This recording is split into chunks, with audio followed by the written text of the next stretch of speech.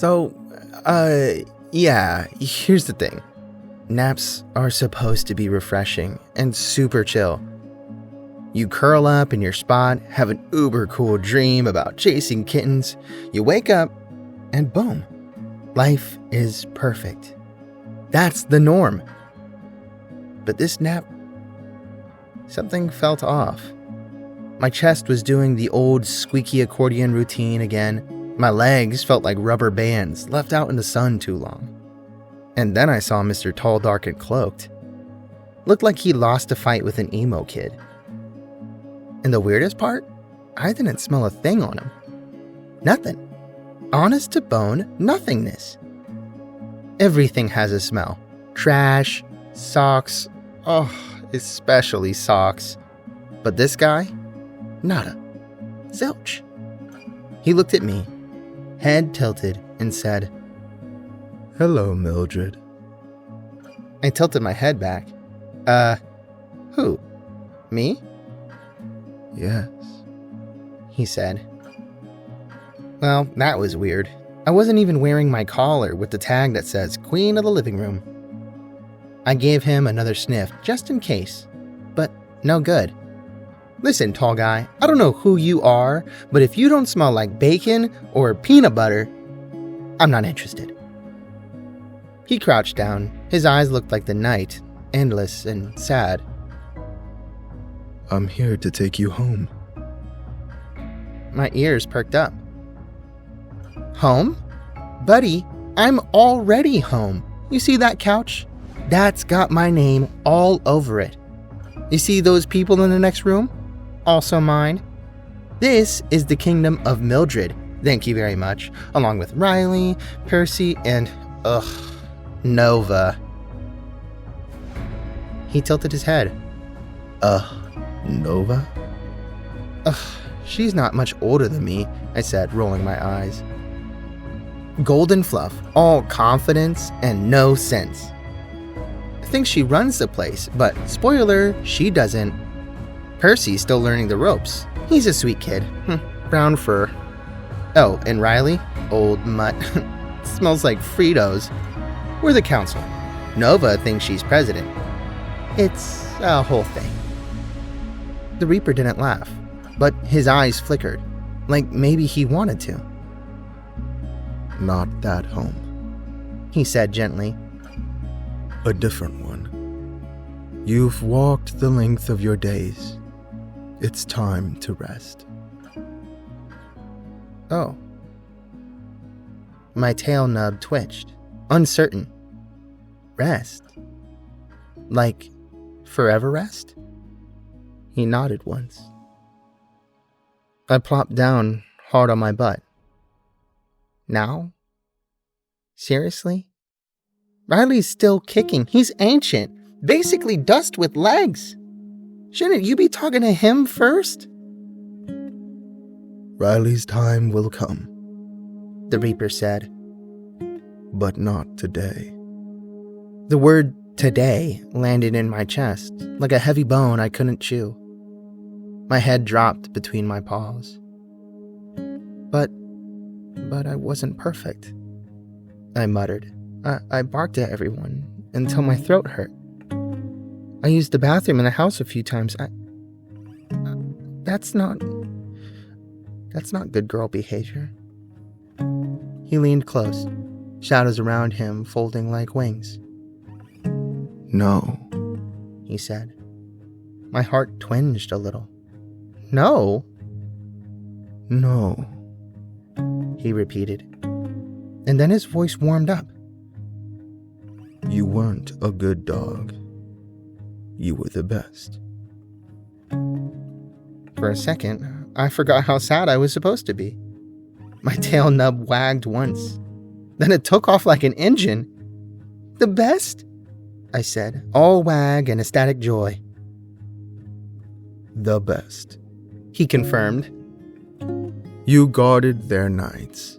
You greeted their mornings. You made loneliness a stranger in their home. You gave joy in exchange for scraps of dinner and a place at their side. Tell me, Miss Mildred, What more could anyone ask for?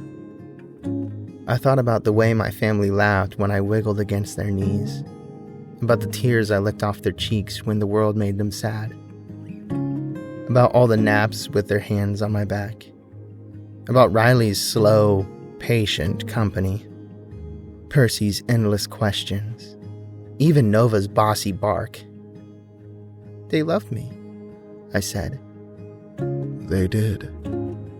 The Reaper said. More than you or I know.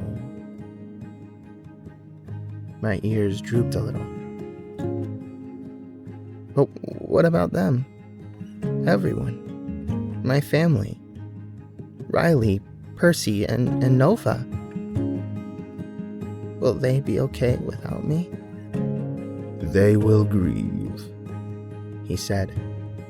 They will wallow. For a while their home will feel too quiet, but they will always carry you in their hearts. Every step they take will be in the paw prints you left behind, and the council will help them.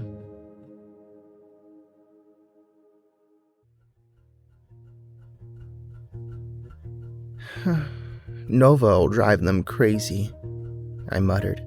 She never stops barking when she's outside.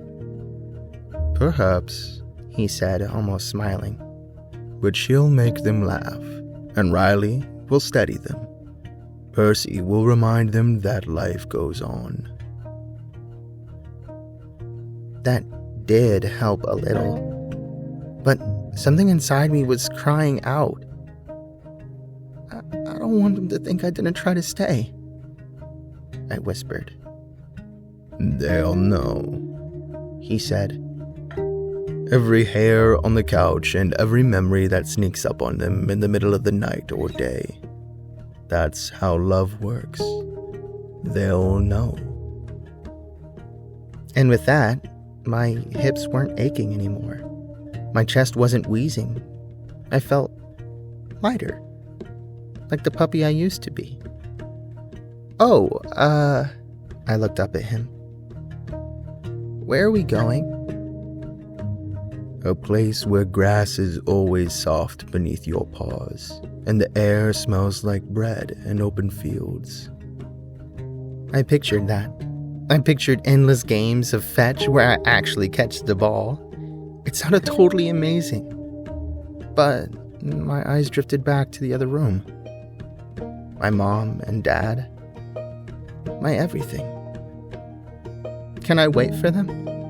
I asked. For when it's their time? The Reaper's face softened into something like a smile. I don't think we'd have it any other way. I rose to my feet, except I wasn't hobbling anymore.